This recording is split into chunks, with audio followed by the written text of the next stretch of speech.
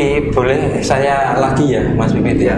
Ada loh Mas Hadi, oke lah katakanlah ya kita nggak bisa data itu harus ada yang secret dan dikit dan lain sebagainya. Tetapi masalahnya ada salah satu warga begitu ya, tahu salah satunya warga yang lain itu, lah itu bisa cepet, yang saya enggak. Padahal sama ngurusnya. Nah itu. Masa ada begitu?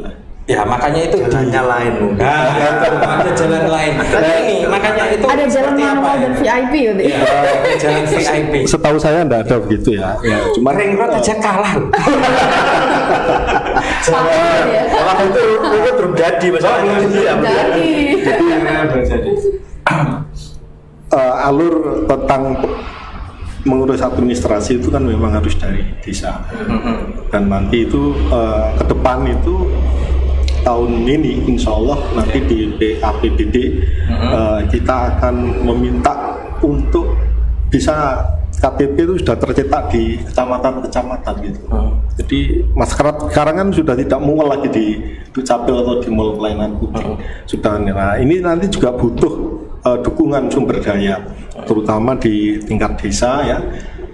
Bagaimana supaya di desa itu nanti juga ada perlombaan persaingan layanan terhadap masyarakat desanya masing-masing. Makanya kami juga berharap bahwa di dinas ini nanti bisa membuat sebuah desa-desa percontohan di masing-masing kecamatan. Kalau di desa A bisa selesai dalam waktu yang singkat, kenapa desa B kok bisa ini ya, berbelit-belit lambat gitu. Nah nanti kan ada perbandingan masyarakat gitu. Dalam artian bukan nanti juga sudah baik semua enggak, ya belum gitu ya. Tapi kita terutama saya meminta memang betul karena ini yaitu tadi ini terkait dengan kebutuhan seluruh masyarakat kita gitu. Masyarakat kita dari yang baru lahir sampai yang sudah meninggal pun masih membutuhkan pelayanan ini. Makanya sistem harus diciptakan seefisien mungkin dengan kepastian waktu ya. Kemudian juga nanti harus didukung dengan sarana dan prasarana. Sistemnya ada, sarananya tidak ada, SDM-nya tidak ada kan juga sama saja kan gitu. Mas Bibit? Ya, kalau keberadaan MPP ini kira-kira gimana? Meningkat nggak kira-kira kinerja dari pelayanan publik ini? Ya jelas membantu mungkin. Jelas sangat membantu. Tapi kemarin katanya setelah buka beberapa ini tutup karena banyak COVID ya? Iya, karena itu kondisi ini. Tapi dari beberapa masukan, kalau saya itu metode begini Mas Bibi. Kalau saya dilaporin dari dinas itu kan saya iyakan gitu. Tapi saya tidak mau langsung mengiyakan begitu saja. Saya harus mendengar dari masyarakat itu. Saya biasa mas suaran cekak ngopi pinggir-pinggir jalan itu biasa santai gitu ya. Dan suara pure itu ya datang dari masyarakat itu sendiri. Gitu. Nah terutama dari kalangan milenial kita sekarang itu sudah menyambut antusias. Nah saya kebetulan ada beberapa saat yang lalu dan salah seorang kerabat saya itu ya kebetulan dia baru pemula ya, baru mau masuk mahasiswa butuh tanpa saya belum paham masalah itu malah dia sudah tahu gitu dari jejetnya itu. Pak D saya sudah daftar ini mau cetak KTP. Lewatnya mana? Ini Pak D saya saya belajar malah sama dia. Untuk regulasi sendiri di pelayanan publik apakah sering tumpang tindih? Antar lembaga mungkin. Kalau mal pelayanan publik ini kan baru ya,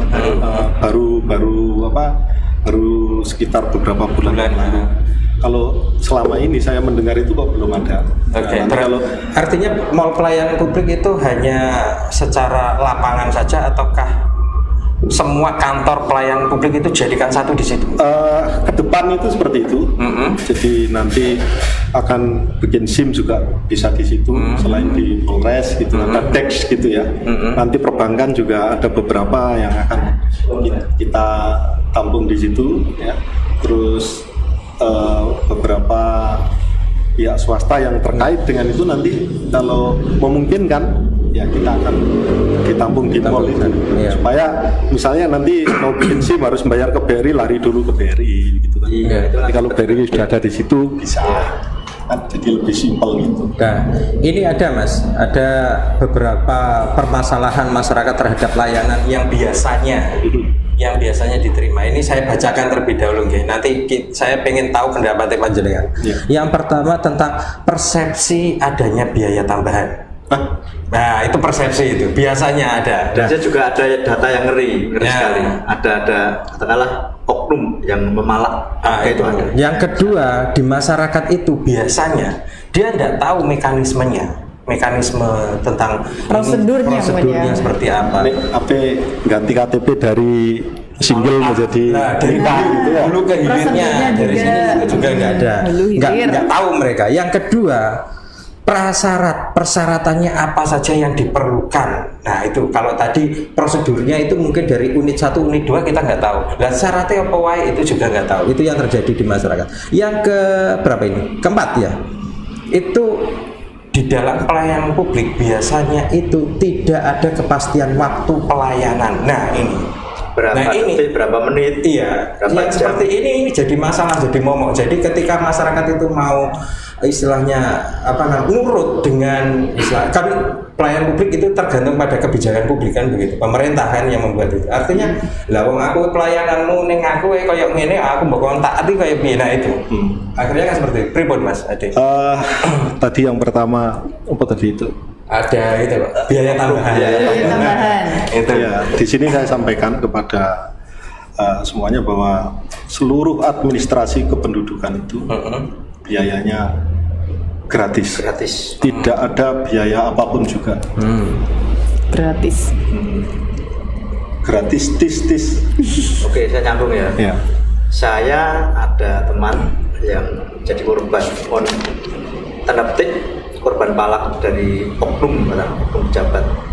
Jadi ngurus surat kematian atau apa saya lupa, waris kalau nggak salah, surat warisan itu sampai kena palak 900.000. Wow.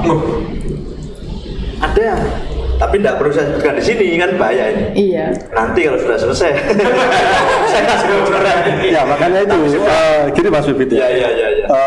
Dengan era digitalisasi sekarang itu, kalau panjenengan masuk aja di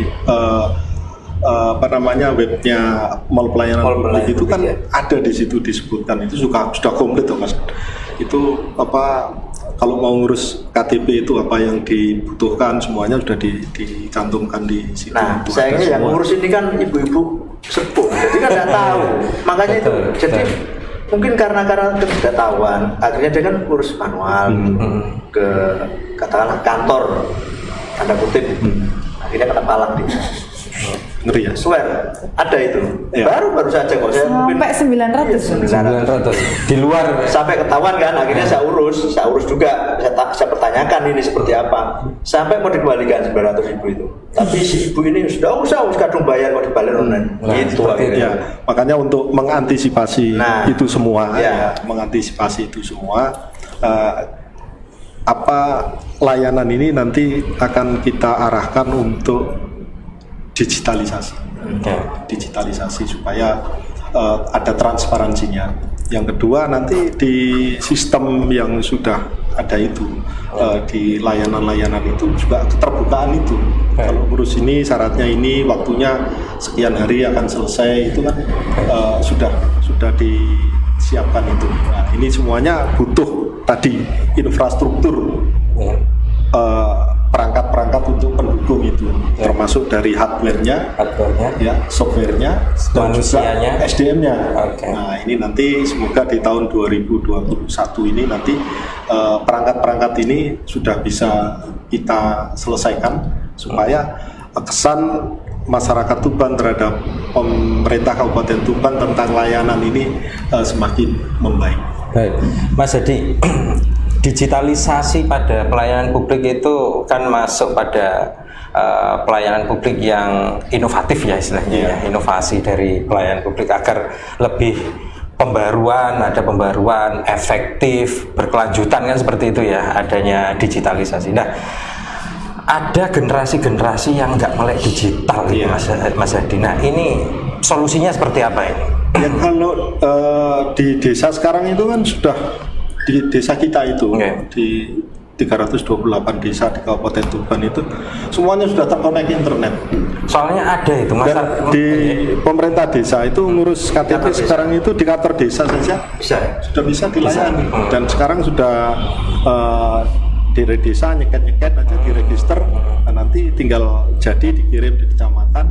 Nah, nanti ya kalau di kecamatan itu sudah alat cetaknya sudah ada, nggak perlu lagi dikirim dari Tuban. Kan sudah ada efektivitas. Kalau sudah ada terobosan seperti ini kan mudah gitu loh. Tapi ini Ya, nanti warga- baru ya.